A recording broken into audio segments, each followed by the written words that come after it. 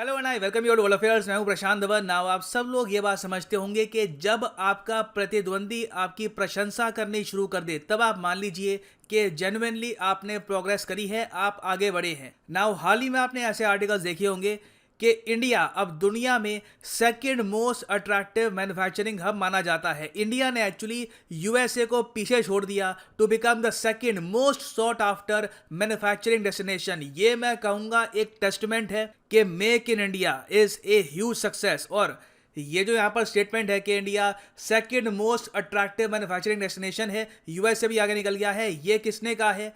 ये यूएस की ही कंपनी ने कहा है। यहाँ पे आप देखोगे जो आर्टिकल है हमारी वित्त मंत्री ने भी शेयर किया है, क्योंकि US based company Cushman and Wakefield जो दुनिया की एक नामी रियल एस्टेट कंपनी है, जो आप कह सकते हैं टॉप 5 जो मेजर रियल एस्टेट कंपनी है दुनिया में, उसमें इसका नाम आता है। इन्होंने खुद की एक रिपोर्ट तैयार करी, उस पर निकाला एक इंडेक्स का नाम है ग्लोबल मैन्युफैक्चरिंग रिस्क इंडेक्स। और इसमें खुद इन्होंने ये कहा है कि यूएसए से एक पायदान ऊपर पहुंच चुका है इंडिया, और ये कंपनी शिकागो बेस्ड है बाय द वे। तो डिस्कस करते हैं कि यहाँ पर भारत की रैंक इंप्रूव कैसे हुई है, मगर आगे बढ़ने से पहले आपसे एक क्वेश्चन पूछूंगा। क्वेश्चन आपके लिए यहाँ पर यह है कि हाल ही में world press freedom index 2021 release किया गया रिपोर्टर्स विदाउट बॉर्डर्स द्वारा। आपको यहाँ पर यह बताना है कि इस इंडेक्स को टॉप किसने किया था, रैंक 1 यहाँ पर किस देश की आई थी, डेनमार्क, फिनलैंड, नॉर्वे या फिर स्वीडन। नाउ अगर ये रिपोर्ट आपको पढ़नी है तो सिंपली यहाँ पर गूगल कर लेना global manufacturing risk index PDF download. तो आपको यहाँ पर जो ये रिपोर्ट है ऑनलाइन मिल जाएगी on Cushman and Wakefield website, और यहाँ पे आप देख पाओगे ये है वो पूरी रिपोर्ट। नाउ इस रिपोर्ट में अगर मैं आपको दिखाऊं तो जो बेसलाइन वाला सेक्टर है, जहाँ पर ये लोग काउंट करते हैं कॉस्ट को, रिस्क को और वेरियस फैक्टर्स को, जिसे एक इन्वेस्टर देखता है कहीं पर मैन्युफैक्चरिंग स्टार्ट करने से पहले, वहां पर नंबर 1 है चाइना और नंबर 2 पे है इंडिया, नंबर 3 पे यूएसए। ये बहुत बड़ी बात है यहाँ पर कि दुनिया भर के इन्वेस्टर्स आज के समय मैन्युफैक्चरिंग के मामले में यूएसए से कई गुना ऊपर देखते हैं इंडिया को। और पिछले साल इस इंडेक्स में बाय द वे इंडिया तीसरे स्पॉट पे था। हमने इस साल पहली बार यूएसए को बीट किया है। और देखो चाइना को बीट कर पाना थोड़ा सा ट्रिकी काम यहाँ पे ये है, क्योंकि ये रिपोर्ट खुद ही ये यहाँ पर कह रही है कि जो बाइडेन के चाइना पर एक्शन लेने से पहले ही चाइना ने अपनी सारी मैन्युफैक्चरिंग चेंज कर दी है। ट्रंप डिसीजन लेते थे फास्ट, इसलिए काफ़ी बार उनके निर्णय गलत भी निकलते थे, मगर बाइडेन बहुत स्लो है। आई मीन लिटरली रिपोर्ट में यहाँ पर लिखा है कि बाइडेन की जो डिसीजन मेकिंग है उससे पहले ही चाइना ने अपनी जो मैन्युफैक्चरिंग है काफ़ी जगह शिफ्ट कर दी है। रोबोटिक्स में अब इनका ज़्यादा फोकस है, एडवांस इलेक्ट्रॉनिक्स वगैरह ये सब ज़्यादा ये लोग मैन्युफैक्चर कर रहे हैं। और ये रिपोर्ट कहती है कि दुनिया के 40% जो रोबोट्स हैं, अब देखो जब हम बात करते हैं रोबोट्स की तो हम उस रोबोट की बात नहीं करते जो होंडा कंपनी ने बनाया है किसी एग्जीबिशन में दिखाने के लिए कि कैसे वो फुटबॉल को लात मारता है। जिन रोबोट्स की हम बात कर रहे हैं वो भविष्य में ह्यूमंस को रिप्लेस करेंगे इन फैक्ट्रीज। तो जो ऐसे रोबोट्स हैं जिनका इकोनॉमिक इम्पैक्ट बहुत बड़ा होगा, ये 40% आज के समय बिल्ड कर रहा है चाइना।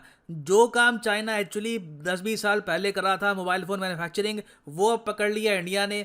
चाइना अब इसके और आगे निकल गया है। अब इनका प्राइमरली फोकस है रोबोटिक्स पर, और इसके लिए इन्होंने अपने बहुत सारे जो प्रोविंसेस हैं उनको भी तैयार करना स्टार्ट कर दिया है, सिटीज को तैयार करना स्टार्ट कर दिया है। अब हाल ही में चाइना ने मैन्युफैक्चरिंग रीजन सेटअप कर दिए हैं इन ग्वांगडोंग एंड जियांगसू।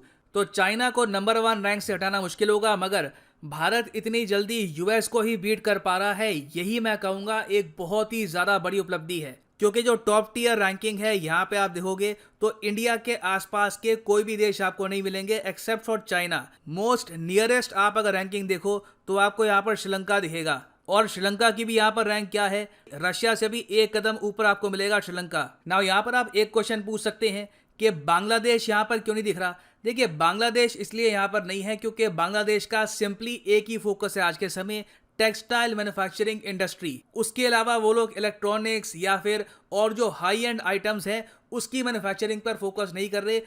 टेक्सटाइल मैन्युफैक्चरिंग से ये है कि बहुत ही बड़े स्केल पर वहाँ पे रोजगार मिल रहा है लोगों को, और लोगों की जो इनकम है वो इंक्रीज हो रही है। इंडिया में हम लोग अभी फोकस कर रहे हैं इलेक्ट्रॉनिक्स पर।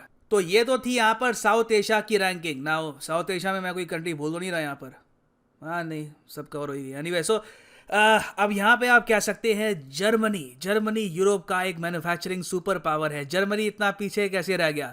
देखिए जर्मनी यहाँ पर पीछे इसलिए है क्योंकि ये लिस्ट है उन कंट्रीज की जो अभी के लिए अट्रैक्टिव है टू इन्वेस्टर्स फॉर मैन्युफैक्चरिंग, क्योंकि यहाँ पर कॉस्ट काफ़ी हद तक कम है और यहाँ पर मैन्युफैक्चरिंग करना उनके लिए होगा काफ़ी प्रॉफिटेबल। तो देखो इसका मतलब ये है कि जो टॉप कंट्रीज यहाँ पे आपको दिख रही है ना, टॉप 12 में, टॉप 10 में, यहाँ पर आने वाले 10 साल तक आपको रेगुलर बेसिस पर मैन्युफैक्चरिंग बढ़ती हुई ही दिखाई देगी। इसलिए यहाँ पे आपको दिखेंगे countries like Vietnam, Indonesia, India, even मैं कहूँगा चेक रिपब्लिक भी यहाँ पे आपको दिखेगा। और इंडिया के यहाँ पर इस लिस्ट में होने के कारण क्या है, रीज़न है गवर्नमेंट की पॉलिसीज़। ये मैं आपको समझाता हूँ। देखिए मैन्युफैक्चरिंग हमने प्रमोट करने के लिए प्राइमरली जो 4 स्कीम्स लॉन्च करी हैं ये आपके सामने हैं। एक तो है production linked incentive scheme for large scale electronic manufacturing, फिर है production linked incentive scheme for IT hardware. ये भी आपको दिखाऊंगा कौन कौन से सेक्टर में आज के समय लागू हो चुकी है।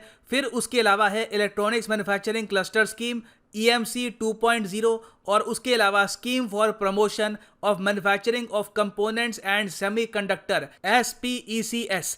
नाउ इन सब स्कीम्स में से सबसे ज़्यादा मैं कहूँगा प्रॉफिटेबल सक्सेसफुल रही है द PLI स्कीम। और आपको बताना चाहिए कि प्रोडक्शन लिंक्ड इंसेंटिव स्कीम आज के समय एक्टिव हैं 12 सेक्टर्स में। यहाँ पे आप देख पाओगे investindia.gov सरकारी वेबसाइट है और यहाँ पर आप देख पाओगे ये सब जो सेक्टर है, ऑटो कंपोनेंट्स, जो कार्स में कंपोनेंट्स लगते हैं, ऑटोमोबाइल कार्स की मैन्युफैक्चरिंग, उसके अलावा केमिकल्स, फिर यहाँ पर electronic systems, food processing, medical devices, metals, pharmaceuticals, renewable energy, telecom, textiles, white goods, ये सब कवर है PLI के अंडर। नाउ PLI में होता क्या है, और ये सुना है कुछ बेस ईयर का यहाँ पे कहते हैं कि इसको हम बेस ईयर मानेंगे। इसमें बेसिकली फ़ायदा होता कैसे है कंपनीज को, इस स्कीम की वजह से या फिर ऐसी स्कीम्स की वजह से इंडिया की रैंक यहाँ पर सेकंड कैसे आ गई।